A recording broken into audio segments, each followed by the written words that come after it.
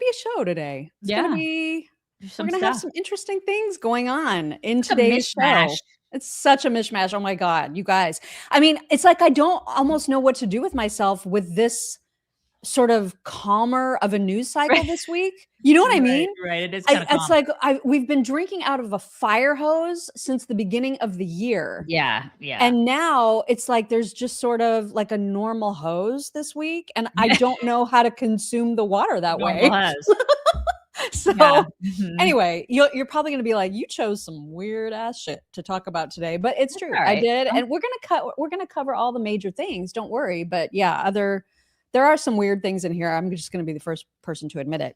But we'll start off by talking about the fact that Bill and Hillary Clinton have just decided all of a sudden to comply with the subpoena. So they will be agreeing to testify in the Epstein investigation. Now, could they come in and be like, we plead the fifth or whatever? I suppose they could. Yeah. But they are not, they're through writing their stupid ass letters saying we're the Clintons and we don't have to do this. Now they're like, I guess we kind of have to do this because we're in contempt of Congress right now and we probably need to show up. So they are. I don't know when that's happening exactly, but it will be happening. God, I want to know, and I can't wait to hear what is said. And that, like, that's going to be so interesting because Bill, you in trouble, girl. You know what I'm saying? Yeah, that would be some interesting testimony indeed. Oh, yeah. And these Epstein files, man, there's just a lot of hullabaloo around them. So many millions of pages of documents and stuff released.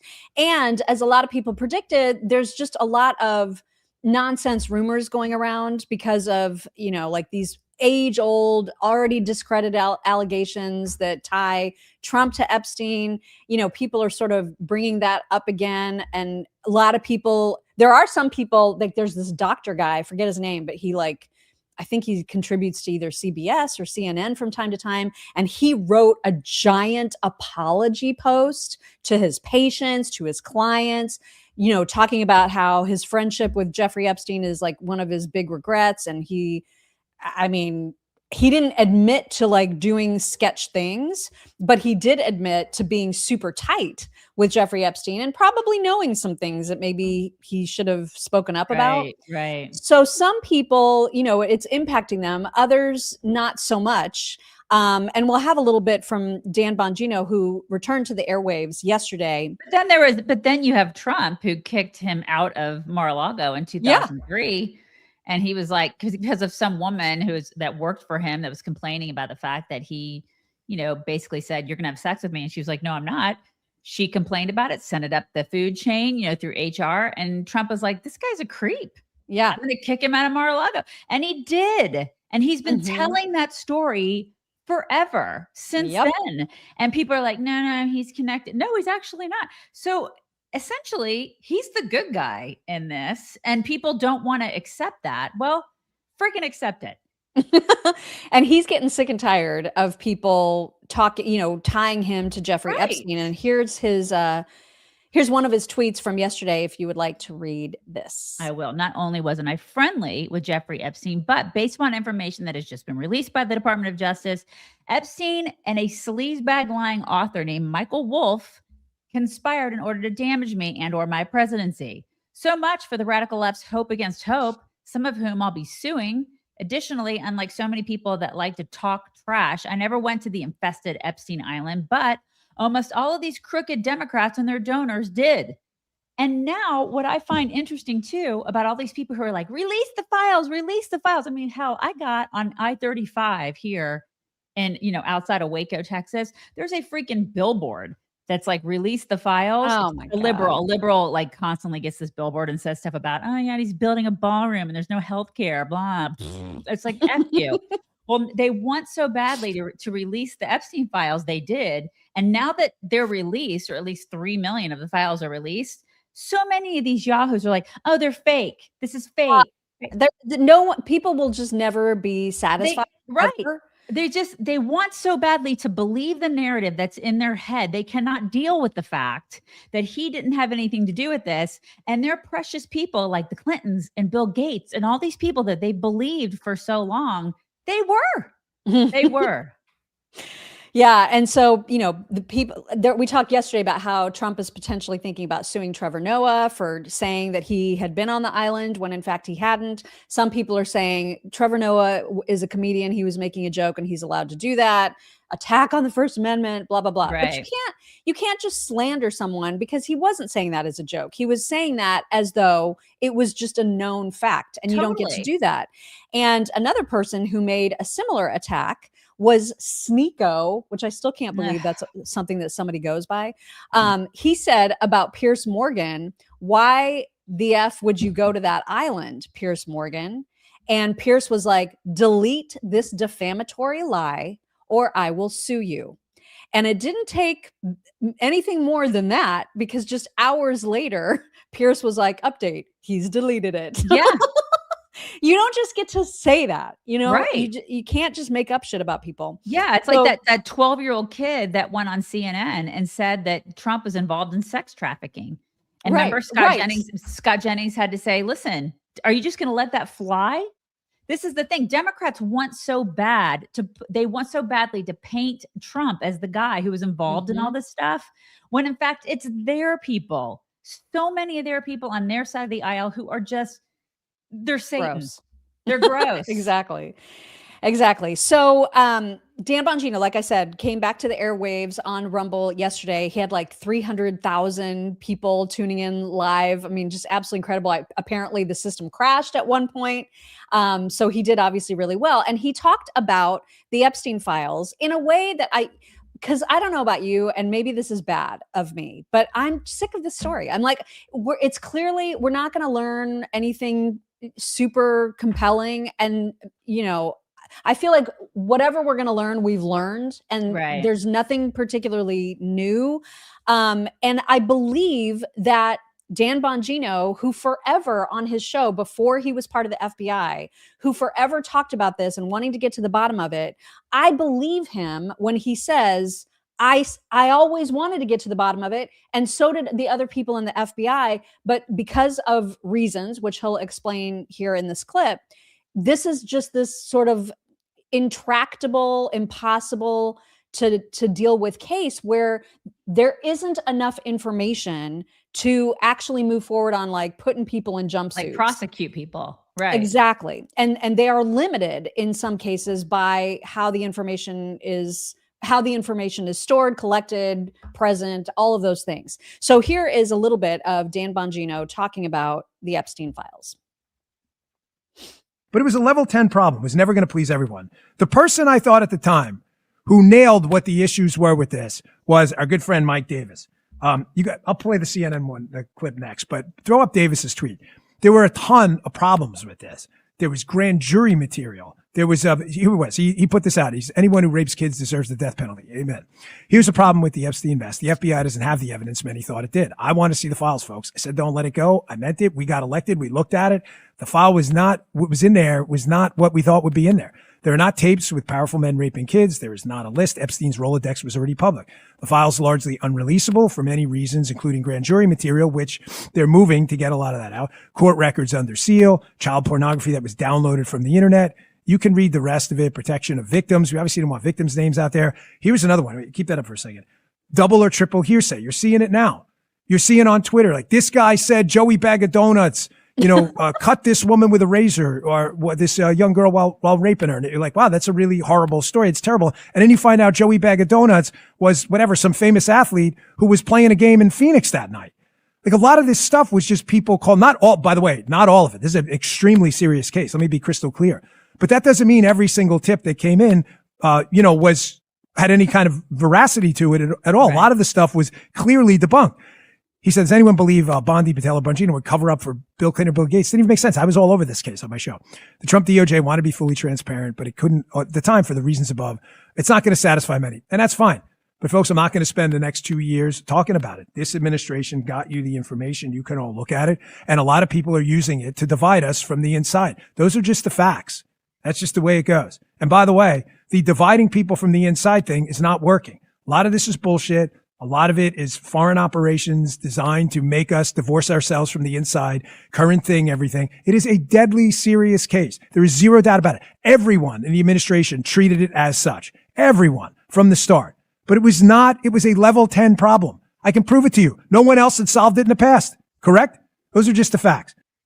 Agreed. I believe him. No, I believe him too. And Nani's treasurer made a great point. If there are victims coming forward saying, I want justice, then we should make sure that they have justice. But you don't see a whole lot of that. It's just a lot of us. It's a lot of us out here. I say us. I'm not really one of those people, but a lot of people out here saying, we just want to see the files. We want to see the files. Like, who is it? I think people know who it is. And now it's up to people looking at all these people who you thought were these upstanding citizens, or I guess people that some people looked up to. Don't do that. Gross. But I feel I can sense his frustration at being doubted about his intention about wanting to uncover whatever there was to uncover. And if there just isn't information to uncover, I totally believe him that he would have gone after anybody and anything that was, harming kids.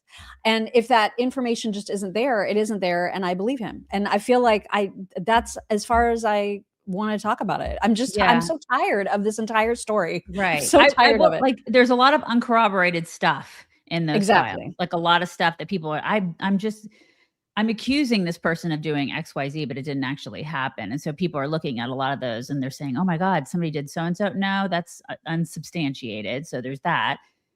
I wish there's those victims that are like, this, terrible men did things to me, but I'm not going to say the names. Right. And so I don't know what you're supposed to do exactly. with that. So there again, the victims need to actually say who did this, or it's going to go nowhere. You know what I mean? That's so there's that. I would love this energy, not saying that this isn't, this energy obviously would be well placed if the victims came forward and say, I want justice. Hell yeah, let's go get justice. But then at the same time, like, I think we should be going after people like Fauci, who for years, think of the people that died while he was in power. Yeah. I would really like to see some justice there.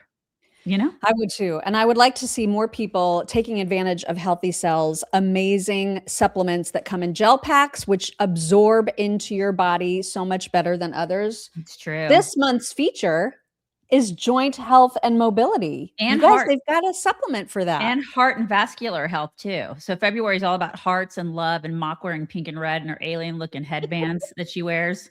I will wear it again. She's gonna wear that. So it's time to get smarter about how you are supporting your heart and your joint health with Healthy Cell. Those two together are kind of like their things this month. So it's heart and vascular health, and then joint health and mobility. Those are two of Healthy Cell's best sellers. A lot of people take them together. And since this month is Valentine's Day and Heart Month, you should think about doing that. So the one replaces, I think is the heart health one, replaces up to 13 separate pills. Which is, who wants to take 13 pills, right? Yeah, you don't want to choke those down. What's the point? That one is strawberry jam flavor. And then the heart and vascular, that's the heart and vascular health. The joint health and mobility replaces up to 10 different pills. So you're talking like 23 different pills with both those little gel packs, which is fantastic. Tastes good. Yeah, they're amazing. That one's orange flavor. And so that one supports your joints and your body's inflammatory response. So I'm telling you, as you get older, you need both of these things. So check out Healthy Cell's heart and vascular health, and then joint health and mobility. They're really yummy. I put mine in the fridge and I take them at the end of the day. I love all their stuff. Visit healthycell.com/chicks. Use code chicks20 so you can treat yourself or someone you love. That's healthycell.com/chicks, code chicks20. Do it. All right. Just a very upsetting update about Savannah Guthrie's mom. I hate the story so much because, of course, this is Tucson. This is where my mom, who's also the same age, lives. And now, all signs point to the possibility that she was abducted from her home during the night, like while she was asleep. And this was an upscale neighborhood, super nice neighborhood. Here is the latest news report about it.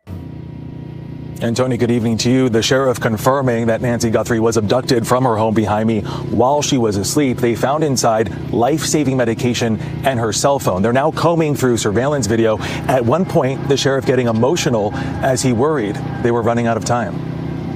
Tonight, the Pima County Sheriff tells CBS News that he believes the disappearance of Savannah Guthrie's mother was an act of foul play. Is it fair for me to characterize this as an abduction? I believe she was abducted, yes. This is an 84-year-old lady who, in the middle of the night, while she's asleep, is taken from her home. 84-year-old Nancy Guthrie was last seen around 9:45 Saturday night when family members dropped her home. Then on Sunday morning, a friend called Guthrie's children, telling them their mother had not shown up for church. They then notified the sheriff's department around noon that day after not being able to find their physically ailing mother. She is very limited in her mobility, right? We know she didn't just walk out of there. Sheriff Chris Nanos says finding Guthrie is crucial because she relies on daily medication. I mean, the clock is literally ticking. It's been more than 24 hours since she disappeared. Are you concerned that it may be too late before she is found? Well, we don't want to go there. Look, we just want to find her.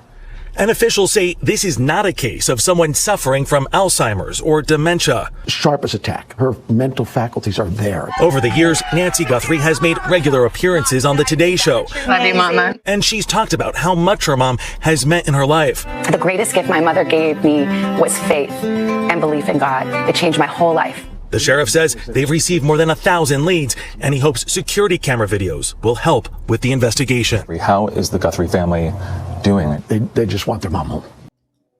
Oh my God, I get so angry about this. I go straight to anger. That's probably not healthy. If someone ever touched my mother, oh my God, I don't care. I'd go to jail. I would mess you up. You don't touch my mama. Oh my God. I get it's just the most hurt. And I asked my mom and my sister, I was like, is this like the biggest story, going on? And both of them were just kind of like, I mean, it's a mystery. But I'm like, but you're right there. Like, I don't like that you're right there. They don't know who took her. I mean, what is going on? Like there have to be cameras. There have to be cameras around. She apparently did not have cameras on her property. Well, I think she may have on the outside, but maybe not. I can't remember what I heard about that. If it was that her neighbors do and that it was surprising that she did not. But this was a very upscale neighborhood. This is like not the kind of thing that anybody expects to happen in a neighborhood like that. And so but they're saying that it's because she was high, like because Savannah Guthrie is kind of a high profile person and people had seen her. Perhaps like there was going to be there was no ransom note. There was nothing, at least not that I heard. There's no, like, if it was a kidnapping, they would have said, we want money for her. But there's none of that. There's none of it. So what the hell? It is just the strangest, weirdest, most horrible story. It is. It's hate awful. everything about this. God bless. I hope that she is returned safely. I know. God, if she's not, I would. Daisy's on the case, you guys. Well, she's it just makes throw down. I know. I get it because our I moms are the same age. Literally the same age. I know that's probably not a healthy response, but that is my initial response. I track you down. Then I know. Track you down. There is an interesting bit of turmoil taking place at CNN, and it has to do with Scott Jennings. So apparently the Daily Beast put out this giant story, and it's the Daily Beast, so you kind of have to take it with a grain of salt. But I'm going to show you screenshots from their article, and I want you to read this because this is very, very juicy. But people, I know this is going to come as a shock. A lot of people at CNN don't like Scott Jennings, and here's the story. Part 1. CNN boss Mark Thompson was pressed by staff about why the network has not reined in MAGA mouthpiece Scott Jennings' on-air rhetoric. Oh, no. Thompson hosted an all-hands meeting with CNN employees, giving them the opportunity to raise questions and concerns about the network's current state and future. During the meeting, staff questioned the behavior of Jennings, who frequently gets into verbal spats with other CNN guests as a firebrand Trump loyalist. Oh my God. One area of concern was Jennings being allowed to describe undocumented immigrants as illegal aliens, a term that violates the network's editorial standards, according to Status. Can't use accurate words on God. CNN. Can't do that. In a typically fiery appearance on CNN's Newsnight on January 19th, Jennings went on a furious tirade against fellow panelist Cameron Kasky, a survivor of the 2018 Parkland school shooting, after Kasky chastised him for saying ICE should be allowed to chase down illegals in Minnesota. Oh my God, that was the 12-year-old kid, right? That was that 12-year-old, yep, like that that hadn't gone through puberty. His balls hadn't dropped yet. Yeah, that kid. Responding to concerns raised during the all-hands meeting Wednesday, Thompson said the network does not police contributors to the same extent as its journalists. What is that noise? You guys, sorry, you guys. What is that? Apparently, our landscapers have decided that right now is when they want to blow all the leaves off of our front porch. I'm sorry. They should be done in a second. Thompson, a former top executive at the New York Times Company and the BBC, also praised the viral arguments that take place on Abby Phillips's Newsnight show, which often involve Jennings clashing with other guests. I'm so sorry, you guys. Yeah. It's 8:22 I in the know. morning. And usually they come on Mondays. I don't even know. This is just weird. This is early and weird. What in the world? Oh my God, that was so weird. I'm so distracted now. Okay, go ahead. Sorry. It's okay. Okay. I think, we have another one. Thompson said such squabbles act as a public service that captures the actual debate and the anger and passion that's part of the story. As noted by Status, not everyone at CNN agreed with that sentiment. Earlier this month, Democratic political operative Julie Roginski. You know that one. She's awful. My God. I think she's not the one with the ponytail. She's okay. She's got like sort of like dark auburn hair and like really, she's awful. Really scoffy face. Published a critique of CNN for repeatedly inviting Jennings to appear in his shows. They're just pissed because he gets better ratings than all these other people. Totally. They're pissed. They're all jealous. And she even said that like it's fine to have conservative voices, but like not when they're this personal. She felt like he's mean personally. Oh, okay. Here's a little bit of what she wrote. Okay, CNN should ask itself a simple question. What is Scott Jennings adding that could not be accomplished by any number of conservative analysts who are capable of making arguments without bad faith theatrics? Roginski wrote. The answer, uncomfortably, appears to be conflict for conflict's sake. This is such bullshit. Jennings reliably generates clips and provokes reactions. And in an era when cable news executives are chasing engagement metrics, that reliability seems to matter more than integrity. No, the problem here is that they want to control him. They want to control the narrative and they can't control him. That he says what he wants to say and they don't like that. And he's getting clicks because he's smart. Well, and she in particular wrote this article or whatever on her Substack because he made her look like an idiot. She is. Which she is. Yeah. And she didn't like that. She didn't like being made to look like an idiot. But sorry, he's better at arguing than you. Right. They want like a watered down conservative is what they want. Right. They want like an Anna Navarro or Alyssa Farah. Exactly. Which isn't a conservative at all. That's what they want. So they can bugger off. CNN, what a freaking joke they are. It just cracks me up because I mean now she's like, do they care about clicks more than their integrity? I mean, shut up, Julie. They're lucky to have Scott because I would not want to go on CNN. I wouldn't want to just because it's CNN and I think they're a joke. Mm-hmm. Yeah, they totally are.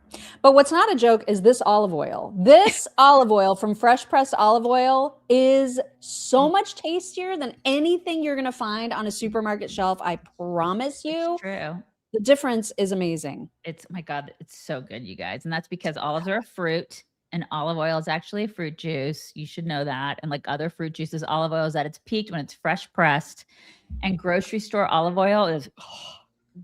It's just not. Now it's like, have you become the biggest snob over olive oil? I'm a super snob. I am a super duper snob when it comes to olive oil. Same. I will not go back to store-bought. I won't because this stuff, fresh pressed olive oil is directly shipped to you from each new harvest. And TJ Robinson is the guy who came up with this. He's the olive oil hunter. He goes all over the world to get this stuff. And it's so good. it is like, it's the kind of stuff you can eat by itself. Okay. It's like so good. You dip bread in it, you cook with it. You can do, I mean, it's the best. You guys will never go back to store-bought once you've had this. And as a special introduction to his club, he will send you a retail size $39 bottle of one of the world's finest olive oils, fresh from the harvest, for just $1. That's all it is, just to cover shipping. So go to chicksloveoliveoil.com, get a full size, and it's giant, a full size $39 bottle of fresh pressed olive oil for just $1. That's chicksloveoliveoil.com. And you guys, I promise you, you will love it. You will never go back. It's so good. Oh God, it's so good. So good. All right. So maybe people are going to get mad about this, but TPUSA released their halftime Super Bowl show lineup. You're mad at it? You don't like it? I know one person. I recognize one name. It's Kid Rock. And then can you read the other names? Because I just might Brantley Gilbert, Lee Bryce, and Gabby Barrett. They're all country people. It's all country except Kid Rock. And why didn't they get Nicki Minaj? Why didn't they do that? That was my first question. I was like, that seems like it would have been a no-brainer, but I don't know. Maybe they're just trying to stay with a specific theme. And listen, there are other R&B and rap artists, dare I say, that I know are conservative. I know they are. They just don't want to admit it. Like, what up, 50 Cent? I mean, like, I know in the past, I know he leans right. I know, like, who'd you vote for, 50? I'm sorry, 50. Who'd you vote for? Like, this is the thing. Or they could have, like, at least get Ted Nugent to play Stranglehold, and I would have been fine. Get him out there. I know it's Ted Nugent. People are like, he's older. So yeah, what? A lot of people are suggesting Jelly Roll. That would have been amazing. Jelly Roll, I love him. Right. And he probably would have done it. This is the thing. There's so many other people, not saying that these 3 other people aren't great. I don't know them. Somebody said Tom McDonald. Can you imagine if they would have had Tom McDonald and Ben Shapiro perform their rap? Remember? Yeah, that would have been that would have been so hilarious. It would have been weird. I don't see. Listen, I'm not a country fan, so that's why I don't know these artists. I mean, I like country, but I don't think it should have been all country. I think that they could have done. It would have done conservatism a service had they been a little bit more diverse in the musical genres, because a lot of us like all different genres, and that would have been a good representation of who we are as conservatives. We like all different kinds of music, right? So I don't know. I think there are a lot of people out there, artists, who are still afraid to say, I'm a conservative. Stop it. Stop it. Get some balls, man. Right? I know. But yeah, I think it's going to be on Rumble and Daily Wire and a bunch of Twitter accounts, and that's how they're gonna show it. And I mean, I will watch because just because I don't want to give the actual Super Bowl halftime show any. Plus, it's attention. It's gonna suck. It's Bad Bunny. Oh my God, it's gonna be terrible. We already heard Bad Bunny and how, of course, he got super political at the Grammy Awards and he won for like best album or some big award. And so now, and there's been these rumors that he's gonna like dress up as a woman and like it's gonna be this ode to queer people, all of this political bullshit. And he's gonna say no place in a Super Bowl halftime show. Right. And so Roger Goodell was asked about this yesterday, like, are you concerned about this divisiveness? And his answer was so unbelievably, naive. Like, that's the only word I can think of to describe his hope for the Bad Bunny show. Here's what he said. Bad Bunny made a pretty clear anti-ICE statement at the Grammys last night. What are you expecting in terms of political statement, whether that's from Bad Bunny or Green Day or any of the other performers? Listen, Bad Bunny is, and I think that was demonstrated last night, one of the great artists in the world. And that's one of the reasons we chose him. But the other reason is he understood the platform he was on, and that this platform is used to unite people and to be able to bring people together with their creativity, with their talents, and to be able to use this moment to do that. And I think artists in the past have done that. I think Bad Bunny understands that, and I think he'll have a great performance. I'm bored with him. I'm absolutely bored. I'm bored with him. Rosella, just to answer Rosella out there asked about the Red Clay Strays. My 16-year-old daughter, that's like one of her favorite bands. So yeah, I've heard of the Red Clay Strays. Like people like that are kind of becoming bigger. Like the smaller bands are becoming bigger now. That's at least in Texas. Here in Texas, that's what kids like. So I mean, Bad Bunny, she doesn't like that guy. But Roger Goodell just said he is going to be a uniter. That's how deluded. That's how either deluded Roger Goodell is, or how much he's just trying to save face and cover for what he knows is going to be a very political, very divisive performance. He's an idiot. He has no balls. That guy, zero balls. Oh my God, tiny mouse balls, teeny tiny mouse balls. Hide your kids and hide your wives, because Daisy's about to read. She doesn't know. Daisy's about to read a message from Laverne Spicer to Bad Bunny. Okay. All right. Remember, we got to bleep this out on socials. Remember, Laverne Spicer. Here we go. Hide your kids, hide your wives, hide your dogs. Here we go. Dear Bad Bunny, why your transvestite ass can show up to the Grammys looking like James Bond, but you fit in a prance around the Super Bowl halftime looking like some damn Mexican Catholic school girl prostitute or some shit. Is it because you want to flip off all the straight dudes and scream fuck you to the world's macho man? And why the fuck you doing the show in Spanish, bitch? We ain't paying you in pesos, are we? I bet your motherfucking ass will be twerking in heels too. What happened, boo? Daddy didn't love you enough? Or was you the kid getting wedgied in the schoolyard for borrowing your sister's lipstick, and now you're getting petty revenge on the entire male species? There's more. Pretty good. Oh, there's more. Oh my God. What is, is that? Who That's is him. Oh my gosh. Yeah. Newsflash, Bugs Bunny. We are still America. The American Super Bowl is for touchdowns, not tutus. Save the drag queen bullshit for Coachella. Come manly and correct like you, come manly and correct like you did last night, or stay the fuck home. That's good. I had to really work on that last sentence. Laverne. We can always count on Laverne. You can always count on Laverne. That's right. Mm-hmm. To just say the things the way that they need to be said. I didn't do it justice in that last sentence. I had to work on that last sentence. Well, you weren't. Practiced. You didn't know. I wasn't prepared. I wasn't prepared.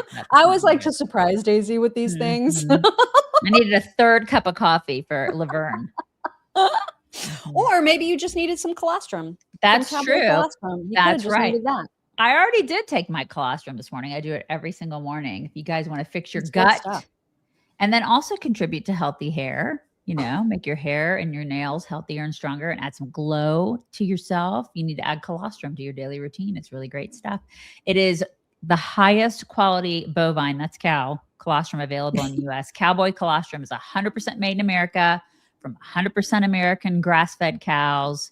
Unlike other colostrum brands, they are true first-day whole colostrum. So it's rich, you guys ready for this, in bioactives like immunoglobulins and growth factors. They're really, really, they're all about like the immunoglobulins. They're good stuff. So it's not processed. It's not stripped down. It's whole, full fat, high in protein, has really, really good nutrients in it. So it's the highest quality stuff out there if you're looking for good colostrum.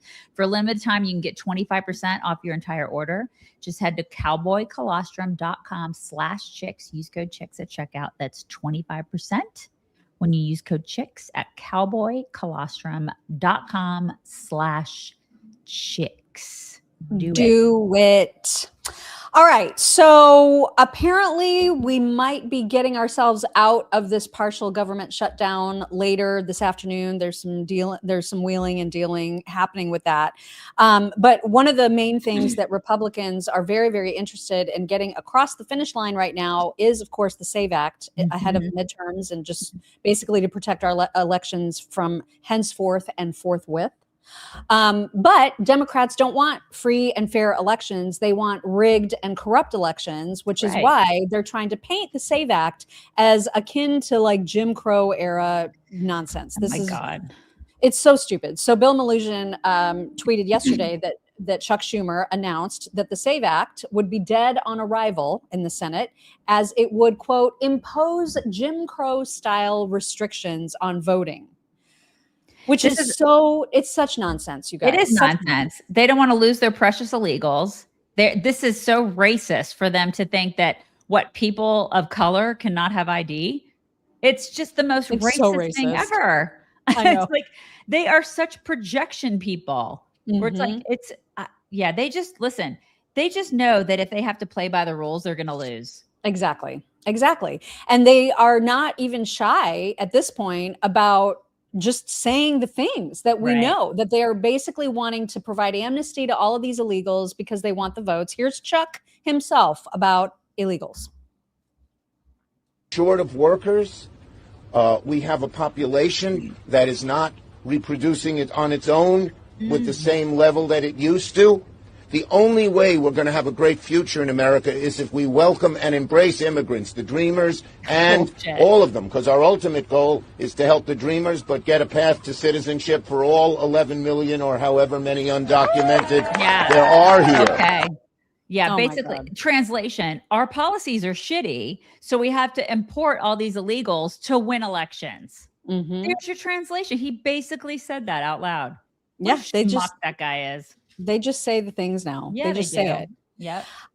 So there was an announcement from Eric Doherty who said that Chuck Schumer announced the Democrats will block any attempt to pass that. It's DOA on the Senate. He admits to cheating, essentially. Yep. And so Eric said, and a lot of people are saying, nuke the dang filibuster. Enough of the games. Representative Luna has a procedural move to force the SAVE Act under any government funding bill. Stay strong, GOP. Do not cave. Yeah. And Trump also tweeted about this. Well, actually, here's a little bit more from Anna Paulina talking about how they are fighting to make this happen. Have to come back to the House. And so I've actually formed an alliance with a handful of other Republican members that will refuse to vote on any legislation to send it over to the Senate unless there's something specifically placed in it, and something called a rule that would prevent the Senate from stripping out the SAVE Act. So it would force them, if they choose to shut down the government, when they choose to reopen it, they will have to also then to simultaneously vote on the SAVE Act, which would basically save our country with election integrity. So we can play this game of chicken, but I do have a handful of Republicans that will stand with me very strong and ensure that this is done on behalf of the American people. So we're here to deliver. It's just common sense. Yeah. And here's what Trump said about it, if you want to read that. The Democrats are cracking like dogs on the shutdown because they are deathly afraid that I am making progress with the Republicans on terminating the filibuster. Whether we make a deal or not, the Republicans must blow up the filibuster and approve hundreds of long-sought but never gotten policy wins, like, as just a small example, voter ID identification. Only a loser would not agree to doing this. Yeah, well, I think we know what Democrats are. People who don't want to play by the rules, and they don't put America first and Americans first. I mean, the fact that people, if you poll after poll after poll shows that the vast majority of Americans want voter ID because that is the one thing that can be used to protect election integrity. And the fact that any Democrat doesn't see that, doesn't understand that this is basically an 80-20 kind of issue. And because they're so freaking corrupt and they cheat, and that's the only way that they can win elections. It should be a 100-0 issue is what it should be. It really should. You should have ID to vote, period. It's ridiculous. I have to have ID to get sued. Anything. I know, right? It's so stupid. This is common sense shit. Stop it. Quit being a child.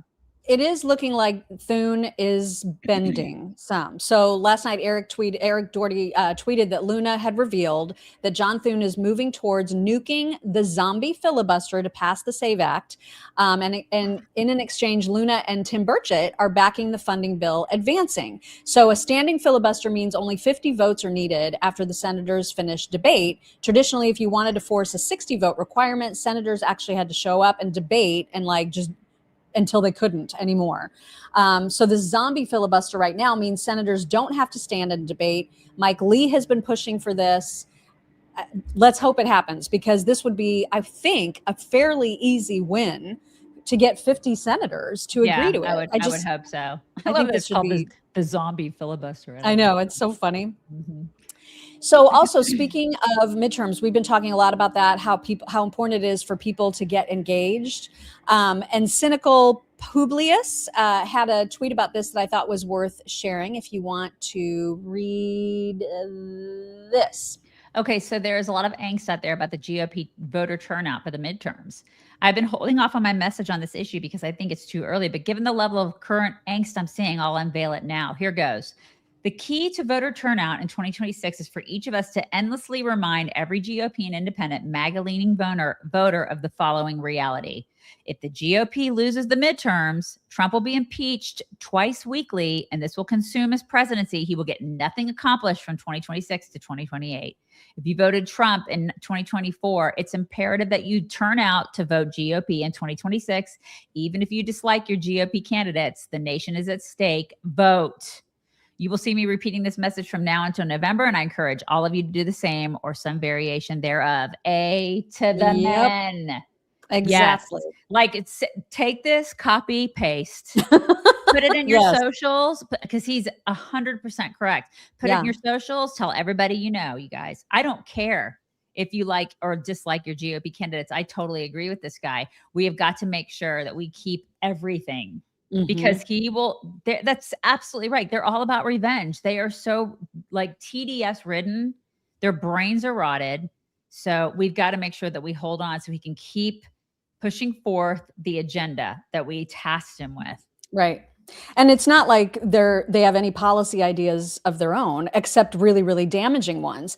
And so, you know, if they somehow were to gain control of Congress and God forbid, pack the Supreme Court, for example, add states. You know what I mean? Like, there's a lot of damage they could do, right? And they would have to do it. They will be like so anxious to do it because they know what's coming in 2030. And that is a complete shift in the whole Electoral College. And the reason for that is very well explained by our favorite data geek, Harry Enton. Here is what he has to tell you. Today, I wanted to take a look at some long-term population trends that really should set off a flashing red siren to Democrats nationwide while bringing a big smile to the faces of Republicans nationwide. Why do I say that? Because take a look at the big population gainers versus the last census back in 2020. According to the latest population estimates that take into account the population mid-2025, look at this. The biggest population growth this decade, all 5 of the states that Donald John Trump won in 2024. Texas, Florida, North Carolina, Georgia, and of course the great state of Arizona, where I spent my New Year's Eve. I love those folks out in Prescott, Arizona. These were the biggest gainers in terms of population compared to the 2020 census. Now, it's not just a red state boom. This is what we're looking at. We're looking at a red state boom here, but it is not just a red state boom. We're also looking at what I would dare call a blue state depression, because who are the people? Who and where are the people moving from into the red states? Well, they're blue states. They're blue states. Take a look here. The lowest domestic net migration this decade. All 5 of the states that were won by Kamala Harris in 2024. Look at this. California, Harris's home state. New York, where I'm coming from right now, of course. Illinois, New Jersey, and of course the great Commonwealth of Massachusetts, which is a bastion of blue liberalism. These are the states that folks in the United States are moving away from and into the red states, which is propelling a red state boom. Now, this is interesting, right? But it could also have major political ramifications if it holds for 2030, the next census. Because take a look here. If, in fact, the 2025 population shifts hold for the 2030 census, look at this. Look at the House seat shifts by state. Remember, of course, we apportion the number of House seats depending on the population in each state. If, in fact, the 2025 population shifts hold for 2030, states that Kamala Harris won, they would lose 7 seats in the United States House of Representatives. The states that Donald Trump won in 2024, they would gain 7 seats. Now, this isn't just about the House of Representatives, right? It's also about the Electoral College, because the number of electoral votes that each state gets is equal to the number of senators. Each state, of course, has 2, plus the number of House seats that they have. So what would this mean for the House of Representatives? Well, if you remember back in 2024, right, it was all about, we were talking about the blue wall. If Kamala Harris could win the baseline Democratic states and then add in the blue wall states of Michigan, the Commonwealth of Pennsylvania, and Wisconsin, she would get to 270 electoral votes. But if all of a sudden we, in fact, have applying the 2025 estimates, the population estimates, to the Electoral College, the blue states plus the blue wall of Michigan, Pennsylvania, and Wisconsin would no longer be enough. Now, we have to hope that all the people that move to the red states don't vote like retards. Right. And that's the problem, right? That is the problem, because we see a lot of that here in Texas. where we just have to hope that you can outnumber them. You can continue to outnumber them. I mean, there's a lot of places here in Texas that are purple now because of that influx of, I know, weirdos. And we're like, can you stop coming here? So that's a problem. So I don't know. I mean, I agree with some of that, and then I disagree with some of it. I don't know. And he wasn't talking about that aspect. He's just talking about people movement. And I think because those 5 red states were so red and so pro-Trump that he doesn't see, I don't know, 20, 30, 40, 50,000 people moving there as enough of an impact to change that. And that they'll continue to be red and they'll have more electoral votes at the same time, which could be absolutely fantastic. It could be really, really good. It would be absolutely fantastic. But man, those blue-haired freaks are loud. I know. We see them around here. I see them in small towns here doing, town halls for Beto. So they are loud in places that. But they have to be thinking about what made them move. You know what I mean? Like they don't think about that because there's no common sense there. There's no. But maybe a lot of the people that are moving do have common sense and are leaving for the right reasons. There's got to be at least an equal number of people that are moving there, knowing I am fleeing blue policy because they've made the state suck, and I'm going to go somewhere where it makes sense and like the policies make sense. I really want to believe that. I hope you're right. I hope you're right. Mm-hmm. And in the meantime, Trump keeps on winning. So for example, right now, U.S. manufacturing activity expanded by the most since 2022. And because of Trump policy, because of tariffs, because of his America First positioning, he made announcements yesterday that included Tim Cook from Apple talking about making more stuff right here in the States. Here is Tim Cook. To make 19 billion chips for Apple in 24 factories across 12 different states. Second, we're committed to buying American-made advanced rare earth magnets developed by MP Materials, which will become part of Apple's devices shipped around the world. MP is the only fully integrated rare earth producer in the United States, and with this partnership, they'll be significantly expanding their flagship facility in Fort Worth, Texas. We're also thrilled to work together on a cutting-edge rare earth recycling line in Mountain Pass, California. And third, in Kentucky, we've worked with our partners at Corning to build the world's largest and most advanced smartphone glass production line. And I'm pleased to announce that very soon, this is for the first time ever, every single new iPhone and every single new Apple Watch sold anywhere in the world will contain cover glass made in Kentucky. In addition to the American manufacturing program, we're also significantly growing our investments in AI, including expanding data center capacity in North Carolina, in Nevada, in Iowa, in Arizona, and Oregon. So we're going to keep making investments right here in America. We're going to keep hiring in America. And we're going to keep building technologies at the heart of our products right here in America. Which is exactly what he wanted.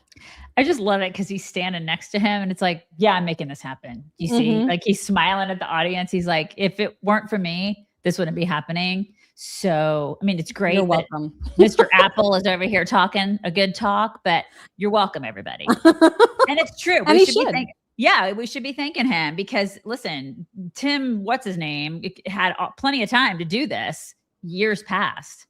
It's pretty interesting how he's doing it now, don't you think? Well, no, it's not interesting at all. It makes perfect sense because Trump is the one that created the business environment to allow him to do it. You can hardly blame companies for taking their business out of the country when everything here is so strangulating and overregulated and bureaucratic. And thank God for Trump for recognizing that doesn't work for American companies. Yeah, he's you're right. All of that. You're right. He's doing that for the financial, institutions, everybody. He's doing it for every single sector. He's doing that. And and liberals can't see it, or they do, and they don't want to. Yeah, because they don't feel those downstream effects for years. And so people that aren't paying attention to this stuff don't know that it's even happening, don't appreciate how it will impact regular Joe Schmoes everywhere a few years down the line. So many of them are elites anyway that are already rich. And so they just don't care. Right. That's true. Speaking of elite, rich scumbags, actually, Vogue has decided to do a big fat write-up on Gavin Newsom. And I just want you to read like one of the quotes because it's so nauseating. Oh my God, look at this. Here we go. Oh God, you really can't make this up. From the new Vogue profile of Gavin Newsom. Let's get this out of the way. He is embarrassingly handsome. His hair seasoned with silver, at ease with his own evidence.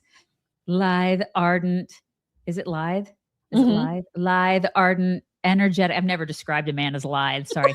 Lithe, ardent, energetic, a glimmer of optimism in his eye. Kennedy-esque. God. Add to that his stunning wife and 4 adorable kids and the executive strut of a self-made millionaire. What a pile of dog shit. I know, right? It's just nauseating. Oh my God. Self-made. He's self-made. Okay. He's about as self-made as the Soros kid. I love that. And because, with Vogue, I'm pretty sure it's that like super famous Annie Leibovitz photographer. And the fact that she was like, do this, like put your finger on your face like Olin Mills. You're the thinker. And Kennedy-esque, RFK is like shaking his head going, seriously? Really? Nilla, please. Yeah. Is all I can say about that. Anyway, so be looking for that article. Or don't. Or Either don't. way. And you guys remember, was it last week where we showed like a bunch of memes of how MSNBC was showing on their screen like these modified, very filtered versions of Alex Preddy? Remember how there was like so many memes related to that? Totally different person. But this is my new favorite of both Renee Good and Alex Preddy. Oh my God. Look at him all roided up and fit. Look at her. Totally. We'll never forget you guys. Never forget you. She was such a good mom, you guys. So good. Such a good ideal, really, if you think about it. He was just selfless. He was a selfless healthcare professional. Also, I know we've said this before, but if you're not following Data Republican on X, you should. She is an absolute queen at uncovering kind of the head of the snake, if you will. Like she finds out where some of these agitator groups are getting their money. She finds out who is in the agitator groups. She posts everything. It's amazing. There's an organization, an agitating organization out of North Carolina called Siembra. And some of their training materials were released, and these training materials include chants, I guess, for lack of a better word. These are how these folks are taught to be anti-ICE protesters. Okay. And you guys, it's so embarrassing because these are all old white women for the most part. You know what I mean? And they look like this. No hablas, no firmes. ¿Cómo te llamas? ¿Cómo te llamas? No hablas, no firmes. No hablas, no firmes. No hablas, no firmes. ¿Cómo te llamas? ¿Cómo te llamas? Oh my God. Oh my God. No hablas, no firmes. No hablas, no firmes. What is happening? What is happening? This cannot be real. This can't. Oh, it's real. It's 100% real. 100%. Oh my God.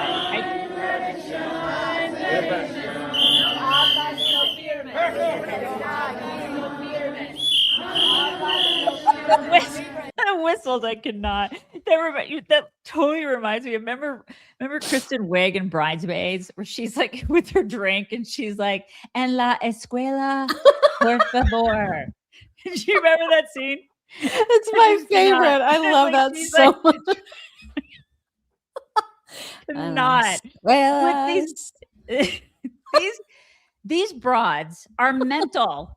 They are mental, insane. You guys. It's just, absolutely insane. I need a whistle to keep them away from me and my family. That's what we need to start just being like, don't come near us, por favor. Good Lord.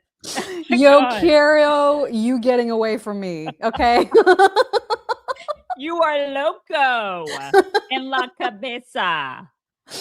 Anyway, so that's Siembra. They're doing great work over there. That's great. Not cringe at all. Not. And then meantime, we've got another one of these ridiculous, these judges that get so full of their own power trips. It's absolutely ridiculous. So you remember, it was like a couple months ago now, I think, that Trump ended temporary protective status for Haitians. And there was like 350,000 Haitians that were going to be sent back home, rightly so, because they never should have gotten temporary protective status to begin with. And yet, the day before that status was supposed to be removed, this biatch, DC-based federal judge Anna Reyes, who is, by the way, the first Latina openly gay judge in DC. That matters. As if that matters. Yeah. Right. She has blocked DHS from ending TPS for those Haitians. And she wrote the most ridiculous stuff, saying that Kristi Noem doesn't have law or facts on her side. She wrote that it is substantially likely that Noem has hostility towards non-white immigrants. Okay. I can't. How can they have this much power to decide when the president gets to remove that is his prerogative. You know what I mean? Yeah, it totally is his prerogative. This is crazy. Yeah, our judicial system is so borked, as you would say. Oh my God. It is so borked. just wrecked. And it's because we've allowed, we turned a blind eye to a lot of this stuff for so many years. It's like so many of these activist judges were just implemented. And that is a problem now. We are experiencing a huge problem in our judicial branch. Bad stuff. Big problem. And then we've got just absolute idiots that I had such hope for in the last election cycle. But comedian Andrew Schulz, who got real pro-Trump, ahead of the last election, he has allowed TDS to just sort of infiltrate his brain, and he has bought in to the narrative that ICE is evil. And so now, that show that he does with Charlemagne, he's now saying that this is a red line, like the what's going on with ICE right now, trying to enforce federal immigration law is just this intolerable, it's crossing a line. He sounds like such an effing moron that I can't even believe it's the same person. Here is what he said yesterday.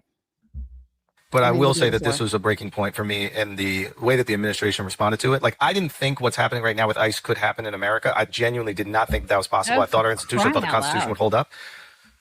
When I see it and then immediately defend it, I start to go, we gotta be very loud about this. Like, it all of a sudden becomes not like liberal catastrophic thinking. It starts to become very reasonable, nuanced criticism of the administration. They have just made the most far left critiques of the Trump administration. Their reaction to this has just justified all of them. In one moment, all of their responses from Trump to Kash Patel, they have justified every single and I know people will probably look at this and be like, they've done a million other things to justify them. Sure. And that's fair. But this specific situation, I think, is a breaking point and has justified all those criticism. I think people's antennas are way up, and people's antennas that were not up initially. These are not serious people. They're just not. They're not adults in the room. I just cannot take them seriously. And the reason being is, we have a mandate to get these people out. I think that they thought that he was just going to wave a wand and then all these people would just poof, disappear. Right. It is messy. It can be messy to get all these people out. I'm an adult. Yeah, do what you got to do. I understand that it's going to suck in some cases. It's not going to look pretty all the time. Some people are going to resist that. I don't give a shit. I don't care. They're not supposed to be here. They're breaking the law. It's not going to be pretty in every single situation. And then you've got cities and some people that are involved in like local law enforcement, and then some leaders of cities and states who are also resisting, which is not okay.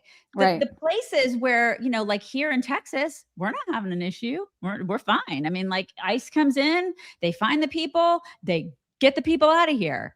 We're not having an issue here. It's these Democrat-run cities and states where we're having issues because they're resisting. If everything ran smoothly the way it was supposed to, you may still have a little problem here and there, but for the most part, it wouldn't be as messy as it is because these people are being resisting assholes That's what's happening. And that's why that guy's uncomfortable. He's just not a grown-up. He can't handle he's probably getting a lot of flack from his followers who are consumed with TDS well, too. He's a wuss. Well, of course he is. And, and we can condemn him for being this idiotic and for buying into this nonsense that he's buying into. And we find that ridiculous. It's interesting though, because Don Lemon is angry at him for taking this long to realize the error of his ways. Oh my God. And this clip cracked me up. He was talking to another podcaster suggesting that people like Andrew Schulz should know where their place is, so to speak, and leave things like interviews with the president, for example, to the real journalists. Okay. So it's so interesting to see them kind of swallowing each other up. And so here is Don Lemon, because Don Lemon continues to believe that he himself is a journalist, which is utter nonsense. Yeah. But here's what he said about people like Andrew Schulz. Camera's a little shaky, but that, you know what, that shows you that not everybody with a microphone should be talking about politics, especially if you don't. These people have no idea about politics and policy. Why are they doing it? They're comedians. You can talk. Look, it's obviously freedom of speech, but sometimes things are so important that you have to leave the expert opinion to the experts. You know what I'm saying? Yeah. And not everybody's meant to interview a presidential candidate.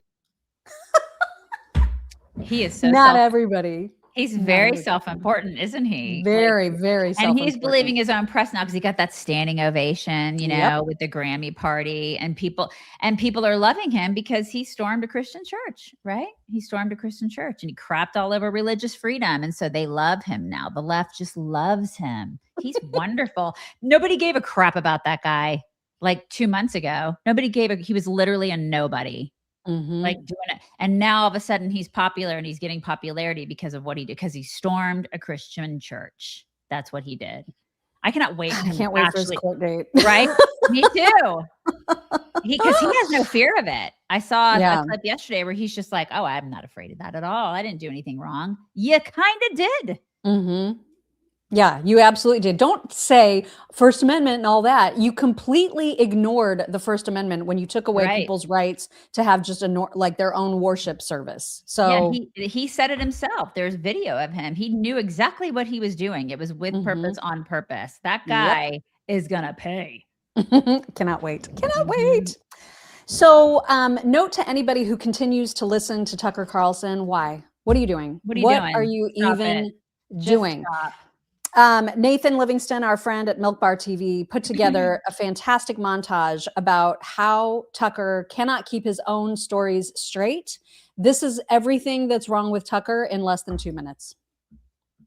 Hamas is a group of jihadis. They're Islamic extremists, which they also claim constantly, which I don't know if that's true, by the way. It seems more like a political organization. Raised some eyebrows this week when you said that Hamas is more like a political organization than a terror group. I didn't say that. And as someone who has zero interest in participating in any kind of boycott, much less against Israel, I'm just not interested. I'm happy, whatever, by the hummus. And I wasn't on Twitter, but I kept getting texts from people like, oh, they're so mad at you about the hummus or something. Since when is hummus Jew? It's an Arab food. The one person we know who has crystal clarity on what's happening, not just in this country, but in the world, someone who's watched it and chronicled it for years now. His name is Douglas Murray. I know Douglas, and I think that I've always gotten along with him, and I think that he's clever, but he's hardly an expert on anything. Oh my God. So, like, what? Dave Rubin, whoever that is? Dave Rubin, though, does he matter? That's why Dave is like just a child. Like, you don't pay any attention to Dave. Tucker blurbed my book. He wrote, Dave Rubin is one of the bravest, smartest people I know, as well as a tremendous television presence. I think U.S. aid, military aid to Israel, and the implied security guarantees, some explicit, but many implied security guarantees of the United States to Israel probably haven't helped Israel that much long term. It's a rich country with a highly capable population. Like every other country, it's probably best if it makes its decisions based on what it can do by itself. That country couldn't exist not for a week without U.S. backing. Calling people names, anti-Semite, isolationist, to get them to stop talking is not the way to serve your country. That's all I'm saying. And a bunch of low IQ Republican senator warmonger freaks. America's supporting Israel because it's an ally. I don't even know what those words mean. I'm just saying my principle they're is an ally, right? I mean, they both. I don't know what that means to be an ally. To say we don't care what the president of the United States wants in his foreign policy. That's not the behavior of an ally. What if Qatar was our closest ally? Again, not promoting Qatar. I'm not moving there. I am, however, tomorrow buying a place in Qatar. Oh my God. It's just grotesque. Stop listening to that. Just stop guy. it. Just honestly, stop. he's a My propagandist now. And I hope he enjoys his house in Qatar. I hope he enjoys it. I hope his daughters enjoy it over there too. I heard they love women in the Middle East. Oh yeah, women have all the rights They there. love women. Yeah. We have another montage of Candace's mispronunciation of words. And this time she is having trouble with the word posthumous, you guys. It's not an easy one. Okay. When there's a lot of something consonants in that happens. word. A lot of consonants in there, Mom. Yeah, I mean, it's true. And there's vowels. Nice. There's also vowels. There's some vowels in there too. It's like, So, I mean, how can you blame her? It's a hard word, you guys. You know, you can't really blame her for not No. being able to say posthumous. If you don't know how to say the word this hard, just don't say it. You know what I mean? That word is macabre. It is a macabre. It's a macabre word. But anyway, here are some attempts to say it. President Trump honored Charlie Kirk with his very own holiday as a posthumous birthday present. They've decided posthumously a posthumous award by trying to posthumously convert him to Groyperism. Will be posthumously honored after his posthumous book. And in the true spirit of Charlie Kirk, Turning Point cordially accepted those posthumous terms. Right. Anyways, those are the facts. Those are the facts. It's like that bone you have in your body, the humerus bone. That's right. Oh no. So that's not going well for her. And Ben Shapiro, I don't know if he was like doing a live or if he was reading comments or taking live questions, but in any case, somebody, I think they were joking about Candace talking about having a dream that Ben Shapiro was in. And the way that he makes fun of how she says things is my favorite thing. Posthumous. Oh, there's more. Oh, there's more. Sorry, I didn't play the end. Just Here's a Ben. lot. Did I hear that Candace said on her show she had dreams about playing Hogwarts chess with you? That's the okay now. All right. Well, you know, that's weird. It's a little bit weird. I mean, I guess that's pronounced what-eared or what-eared. Wait, should I pronounce? Yeah. I don't know. Maybe we should have a discussion about the temperature at which ice freezes. Yeah, we should. Or maybe we can talk about various German terms and their proper pronunciation, like Blitzkrieg. I will freely admit that I did make a few jokes around the office about other Nazi breakfast foods besides Blitzkriegs, which may include Luftwaffles. Candace also interviewed Bassem Youssef and told him she thinks something bad happened in your childhood because you fixate and lack empathy. Man, so much projection. Oh my goodness. Luftwaffles. What? Yeah, sure. Mm-hmm. All right. Whatever, man. Whatever. Luftwaffles. I bet Tucker and eats Luftwaffles. They're just with a little powdered sugar. Luftwaffles. Mm-hmm. So that happened. And then to our Catholic friends, y'all, you've got some problems to contend with right now. And I could not believe that this was real. In fact, I was sure it wasn't. I was sure that it was modified, photoshopped. Like there's no way that this is happening. But I regret to inform you that this is happening. The Catholic Prayer for America that is taking place in DC on March 19th includes Candace freaking Owens as a speaker. And the guy that is in charge of organizing the keynote speeches put out a video to explain his rationale for this. Really? Invoking his friend Charlie, which makes me sick to my stomach. Here he is. Wow. I have a special announcement to make. We are just weeks away from our 3rd annual Catholic Prayer for America Gala to be held in Washington, D.C. on March 19th, Feast of St. Joseph. This signature event by Catholics for Catholics places prayer as the #1 priority for every American. We're at war. It's a spiritual war waged in the heart of all of us as we the people decide, will this country remain one nation under God? Now, a war calls for warriors, men and women ready to risk it all in the pursuit of truth. To that end, it is my honor to announce that my friend and fellow warrior, Candace Owens, will be joining us as one of the keynote speakers at the gala. Candace became known early on for her fearless defense of truth, unafraid to challenge things like the lies of Big Pharma or speaking up on behalf of the victims of Jeffrey Epstein. She recently became Catholic, in large part due to the silent example of her husband George and the guidance of some holy Catholic priests. This newfound Catholic faith further confirmed in her the mission to take on the most controversial topics that needed to see the light of day. As we prepare to announce Candace as a speaker, I drew courage from Charlie Kirk's example of not backing down from the intense pushback that no doubt will come from bringing warriors for truth onto a national stage.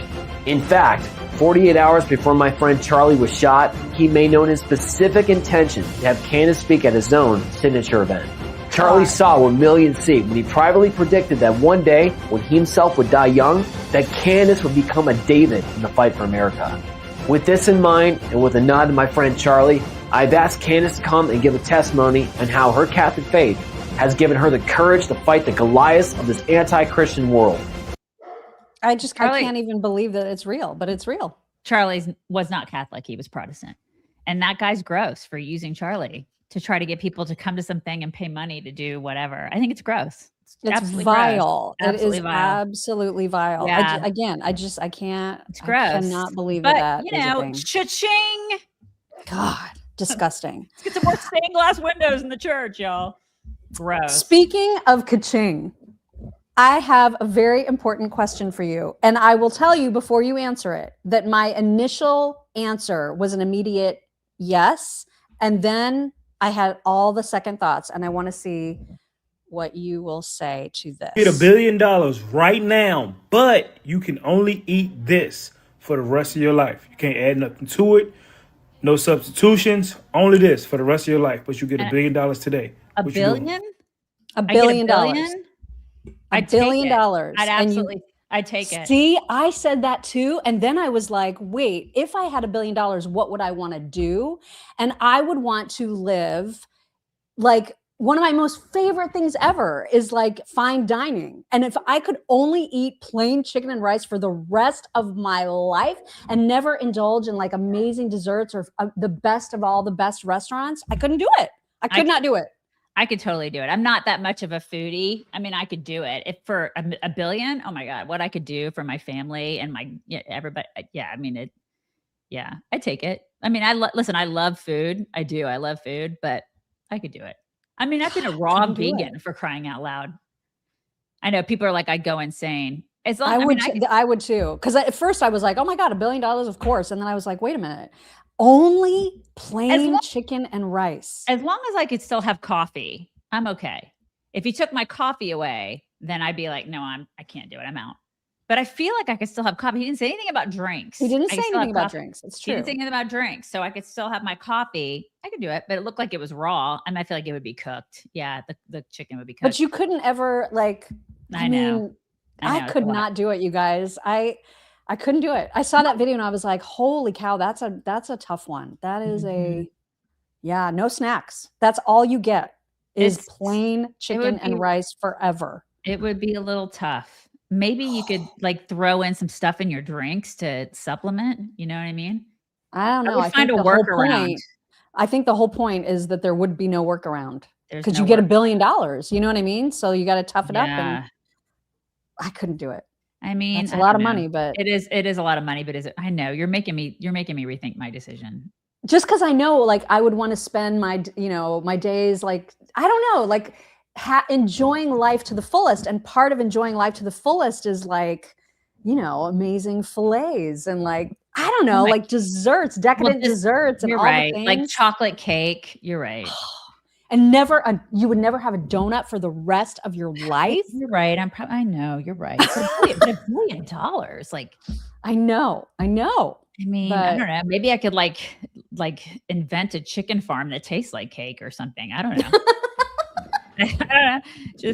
It seems like I could help a lot of people with $1 billion. That's true. You definitely could. I could save a lot of animals and like help a lot of people, and I could do a lot of good with that $1 billion that other people aren't doing. You know what I mean? You could, but it's a sacrifice, man. It is a big big sacrifice. All right, I have fun things to show you, 3 of which are just screenshots that made me laugh, and maybe I'll be the only one, but I don't know why. You guys, I saw this and it just made me laugh so hard.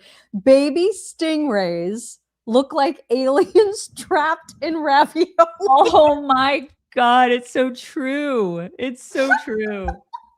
Don't they look like little aliens in ravioli? My gosh, they're I love adorable. that so much. They're so cute. And then I also love this. It's a pelvis, you guys. It is it is a pelvis. Don't you see? It is a pelvis. Oh my God. I don't know why I laughed so hard at that. And then I also laughed at the way that somebody decided to use this new couple of words. And here it is. This is what you're going to say when you leave a room. Stay fresh, cheese bags. Oh my God. I have totally posted this. I posted this on my personal page. This is why we share a brain. Oh my God. It's the best way to leave a room ever. Right? Stay fresh, cheese bags. The greatest. Oh my God. I love that so much. And then also, I didn't know that Chick-fil-A had this promotion where you can buy a cup, like a tumbler from Chick-fil-A, and you order, it's like $4, and you order it perhaps online, I guess. And then this is so Willy Wonka, but there's a chance that you could get a golden Chick-fil-A cup. And if you get that cup, you get free Chick-fil-A for a year. Oh my gosh. I know, love right? That.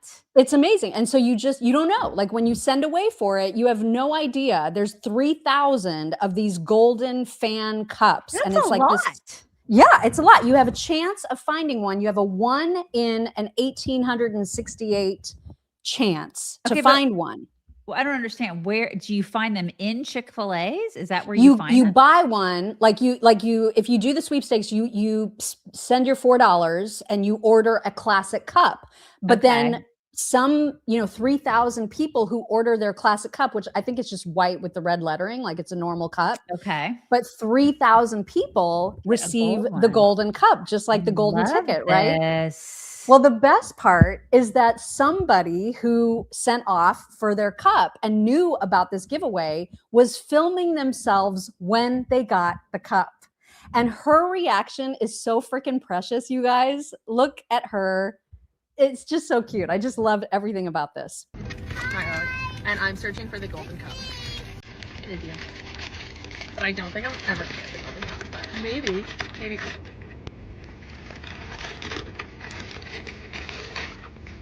Oh, wait. Oh my God. Wait, what does that mean? He's like, what does that mean? We just get Chick-fil-A for a year. Oh my God. I'm freaking out. I'm freaking out right now. I'm freaking out. I'm on video. I am. I'm freaking out. Sorry, it's racing. I can't believe that you just done that. I would love this. I'm going to do this. I'm going to do it. Wow. I got to do it. Isn't she the cutest? Shelly got one. Shelly, you got a golden ticket? I'm going to do this. Oh Shelly my Irwin got a golden gosh. ticket. I love this. I'm going to do That's this. amazing. I eat so much- There's something about her that reminds me of Valen. I think that's why I liked it so much. Yes, she does Yeah. remind us. Yes, she's so much like, she's very Valen-esque. So Very much Valen-y. so. I think that's Right. why I liked it. I know, right? I'm going to do this. I'm totally going to do this because I eat so much Chick-fil-A. My daughter and I both eat so much Chick-fil-A. I mean, she was just so utterly Genuine. surprised. It was so It was so genuine. cute. So freaking Right. cute. All right. It turns out that, you know how like have you ever been in a situation, maybe like back in your early 20s when you were living in apartments and you would hear other people fight? Yes. And like you would absolutely want to hear every word, Right. like Or cut to the wall or whatever. Or do other things. Oh yeah, you don't want to talk about that. I'm talking about the like fighting, the good fighting, right? Yeah, Fighting like when would, like, there's go, oh what's yeah, going on, right? Like what's going on. So it turns out that cats also enjoy gossip like that. Really? So we have a montage of cats enjoying gossip along with, or sometimes not, with their owners. Right fucking now! Ain't up and be a fucking man! Fuck that, Troy! I'm out, goddamn. Orange cat.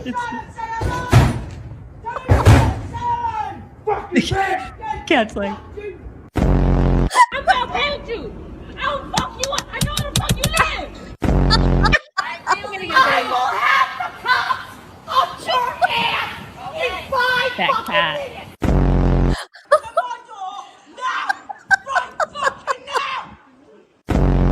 Wanna cheat on me? I'm not able to fight you, There's Pop. huh? Now you fucking left.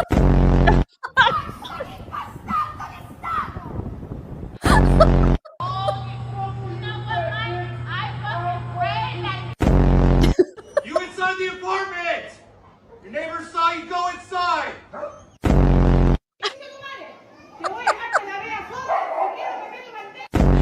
my god, I love them. That's I know, so they us. like it. The two together, that's us. We'd be like, what's going on out there? What's going on? I know. What's going is on? it? I can't see anything. What's happening? happening? Move, Mop, move. And then also, just sort of a flashback to our screaming goat days.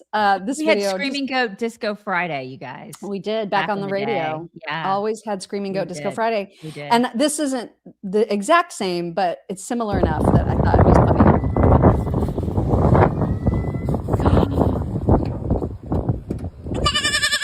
Oh. Isn't he the cutest? Most precious. I know, I Oh love my that so much. I love goats and their screams. I mean, it's just so sweet. Okay, we do have some thank yous, and I just saw something come on Venmo. Yes, Natalie Howard said, I'm so grateful to you all for keeping me company at all of my hubby's post-transplant clinics. Please pray for his complete healing. You all are awesome. Oh my gosh, I hope everything is going well. I hope so too. Shane Medlin said, want to see the Democrats flip, have Trump offer amnesty and citizenship to illegals with the condition that they register as Republican. Dems would demand mass deportations at all costs. Yeah, we showed a meme that said the exact same thing last week, I think. Roth Lady Wright said, Daisy, you know, blowjob Bill ain't saying nothing. Yeah, I think they're going to plead the fifth, don't you think? I think so. Or they're just going to barely answer anything. Right. Roth Lady Wright also said, these are all great artists. I think maybe the other artists couldn't make the time out of their schedule to make the TPUSA show, or maybe the other artists wanted to actually go to the Super Bowl. It might not have been TPUSA not trying to get other artists, but other artists not being able to make it. Maybe, love you chicks. You can buy the cup at the restaurant, referring to Totally going to do that. the Chick-fil-A I'm buying one thing. this week. I'm buying one this I week. mean, you have a 1 out of 1,800 and something I mean, chance. I'll never win, but it's still, I think it's great. She didn't think she was going to win, that girl. I never win anything. But That's still. exactly the kind of thing someone who is about to win says. Great. I love that. Now you. Marcy Perales. Good morning, Mac and Daisy. I hope y'all have a wonderful Tuesday. Much love. Thank you, Marcy. Supernova. Hey, Manillas. Testing to see if it works. It worked. It worked. Supernova. Have to shout out the 8.5 by 11s too. Hey. I love that so much. Supernova. New rumors. Epstein is Mom Donnie's father. I know. I've been seeing that floating around because apparently his mom had ties. Yeah, his mom was so there. Yeah, does he have a father? Do we know of? Have you ever seen his father? We've seen his mother, but not his father. I think I've seen photos, but I don't remember actually. Yeah. I don't remember this deal with the dad. Robin Dye. Will Guthrie's disappearance involve illegals? We don't know. I guess we're going to find out. Yeah. Kimberly Donaldson, 514. I just love you ladies. Always real. Leaf blowers and all. I'm so sorry. That has never happened. And we get this done every Monday. They come and blow the driveway and the porch and stuff, and it's never a problem. That's so funny. Wow. Arner, make sure to switch channels during halftime. Also, cable boxes report your minutes of viewership. Crater the halftime show ratings. Good idea. Good Love that. tip. Terry Ray Nick, 6070. Roger is a weak POS commish. Never stands on the right side of anything. This is Jay-Z and Roger's FU to the U.S. and birthday year 250. They made their statement, and it sure as heck wasn't about unity. Exactly. Yeah, Roger can suck it. He can suck a big one. Jessica Den Mannequin. I think I got that right. Maybe, probably not. Let's remember that Erica Kirk didn't announce that Nicki Minaj would be at AmFest either. We may still be in store for some fun surprises. Okay, well, maybe. That's a great comment. Arnerm, Colorado should be the cautionary tale for blue to red state migration. It's broken now since it turned blue from migration. Just take my U-Haul money. You're so right, Arnerm. It used to be solid red, and it didn't even turn purple. It went red to blue like that. I mean, there was no purple. Yeah. That's bad. They were in danger, girl. Mostly peaceful. I'm sorry, but the leaf blower is as the funniest thing ever. As I was laughing so hard, it was just like a really loud Daisy fart on CNN. Daisy, what? I don't know. What like when you go. When I go about, yeah. When I do that. Okay, one of those. I was like, what? I don't remember ever doing that on CNN. No, I think they meant about it. That's right. Terry Raynick, 6070. I think we can see how their retirements are being supplemented. How their retirement? What is that? I don't know who that's in response to. Retirements are being supplemented. Well, I mean, all of our elected officials are being paid for by us when it comes to their retirement. So you're welcome. Arner, the difference between a fairy tale and a leftist talking point. Fairy tales start with once upon a time. Lib speech starts with experts say. Yep. Supernova. Immunoglobule goblins. Yes. Jose, Texas, 15. Morning from Texas. Chicken and rice only and no tacos. Nilla, please. Take my wafers. Believe me. I know, right? I'm second guessing it, but I think of all the things I could do to help people. I know you guys don't think that that's the case, but I think of all the dogs I could save. I would literally set up I'd buy the land next door to us, and I would start like a huge animal sanctuary and just save. You have no idea how many stray dogs there are around here. I would save all the stray dogs, all of them. I mean, it's a lot of money. I know I could save so many animals. You guys have no idea. Brian Brumley, later Manila cheese bags. I have one gift. Do you want me to just do the gift real quick? Yeah. Because it's real quick, you guys. Connie sent you one of these bags. Connie from Oregon. She's so talented. She's Oregon Bag Ladies. If you guys want to look her up, I'm assuming she's on Etsy. And look at this bag. Look at it. So cute. Isn't it precious? And it has the little paw as the thing that you pull. And look at the inside. It's all bones. I have the confetti dotty things. It's so pretty. Just darling. I love it so much, Connie. So you are so talented. Thank you for that. I love it. I will use it all the time. As I'm talking about dogs and saving all the dogs, I love it. So we're bringing it in. I love our people and how talented you guys are. I wish I could do that stuff. So talented. You guys have a wonderful, wonderful, is it Tuesday? It's Tuesday, right? Yes. Have a wonderful Tuesday, and we'll talk to you tomorrow. Bye, everybody. Hello, beautiful people. This is the Chicks on the Right's Indian correspondent. Thank you for watching or listening. Be very sure to like, subscribe, and ring the bell to stay up to date on all of their delicious content. Okay, thank you. Come again.